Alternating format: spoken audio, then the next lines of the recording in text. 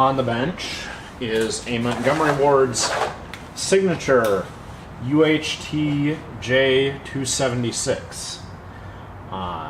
This is a pretty interesting machine here. I did kind of cheat and get started early.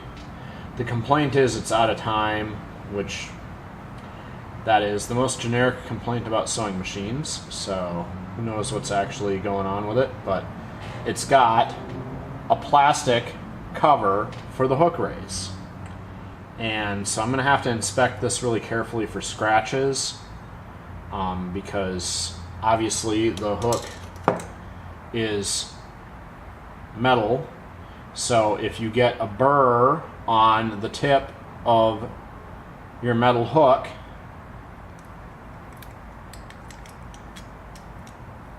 and that burr is rubbing on the inside of this cover, it's going to cut a groove and damage a plastic cover really easily. So that's one thing to watch out for if you find a machine with a plastic hook race. This also has a pretty interesting bobbin winder. Flips out like that, and then as the bobbin winds, it just lifts the tire off. And it's got a cast plastic hand wheel. But, and this is, like I said, I've cheated and been in this machine because I thought, since it's got these two knobs on the front, and most of the machines that have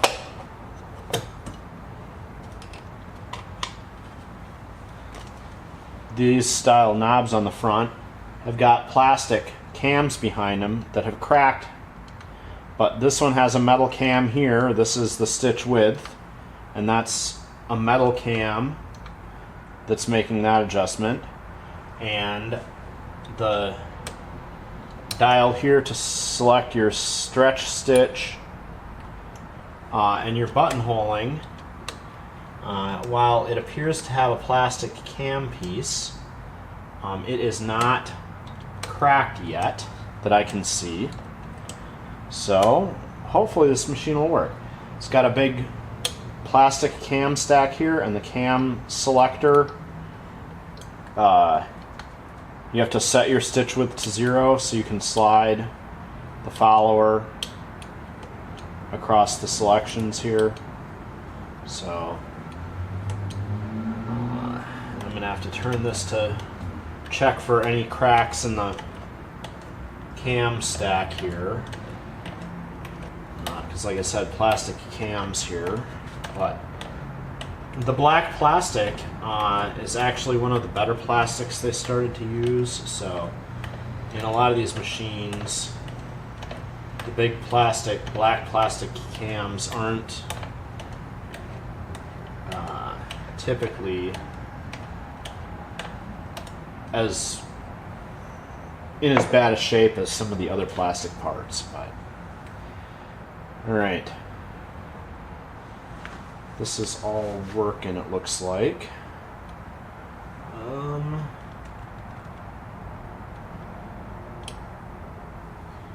Trying to read my dial here.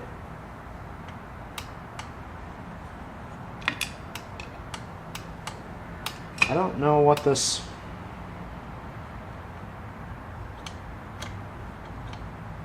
Oh. This lever is the lifter. Sorry. When the stitch width is 0, this lever doesn't do anything, but when it's set to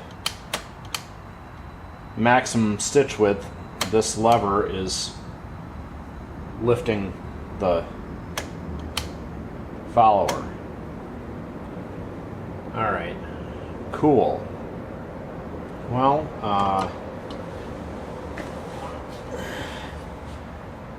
that's an interesting thing. There's also a complaint about the tensioner, so I'm going to pull the tensioner off and take a look at it here. But the set screw that holds the tensioner in place is also the tab that the door clips onto. And this door is wobbly, so I'm going to have to see about tightening some screws on the door hinge. But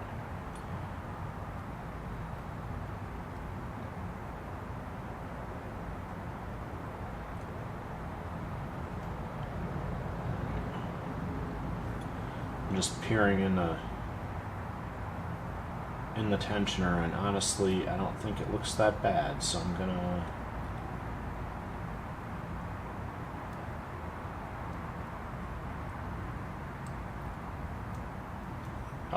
there we go. We can retract this and pull up on the discs just to look for anything in there, and I don't see anything, so I'm not going to disassemble this. Just put that back in.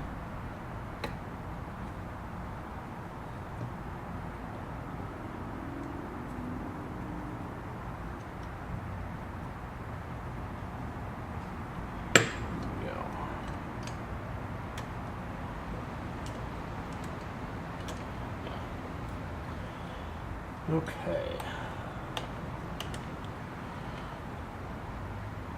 The other thing about this machine is it has the 3-blade connector, just like Kenmore. So obviously, by the time this 3-blade connector, well, I don't know. I'm not sure. This might not be original to this machine. It actually looks a lot like a white mounted to a motor on the back of an old white rotary.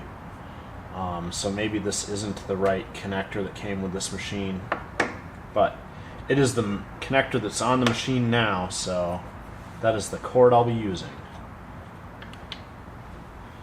What else is nifty about this, or that are we having issues with? Let me check underneath here.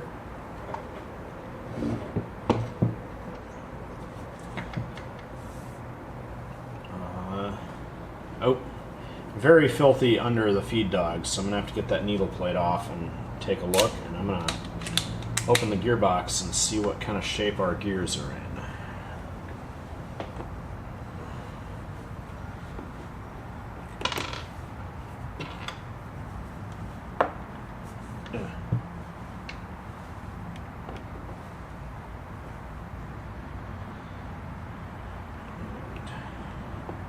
We'll see when I get this video made, because I'm gonna have to learn a new video editing program, and if you've watched my other videos, you know that I don't actually do this to... Oh, it's got a plastic hook gear in it, so... Alright. Well, I was pleasantly surprised by the amount of metal in the top part of the mechanism, but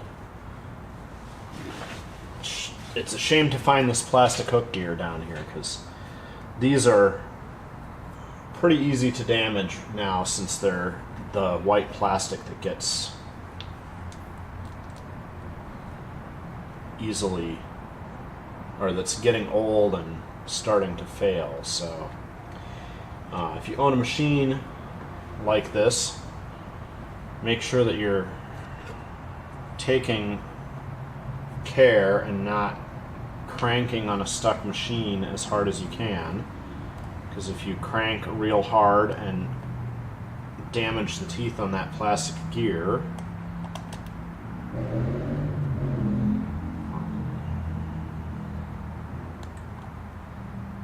but if you're careful, a lot of times you can have plenty of life on them.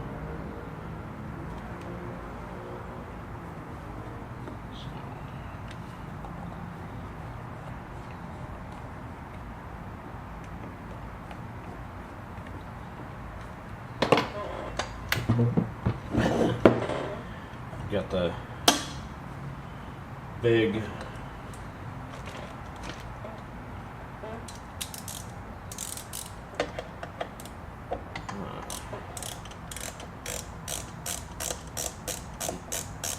needle plate with the attached cover on it.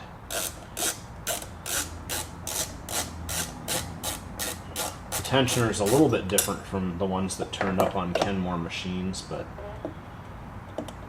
you know, all these Japanese-made machines, they were getting parts from all kinds of suppliers, and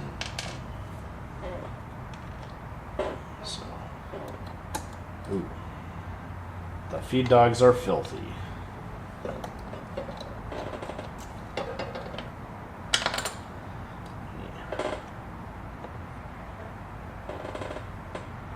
Big wad of fuzz there. Let's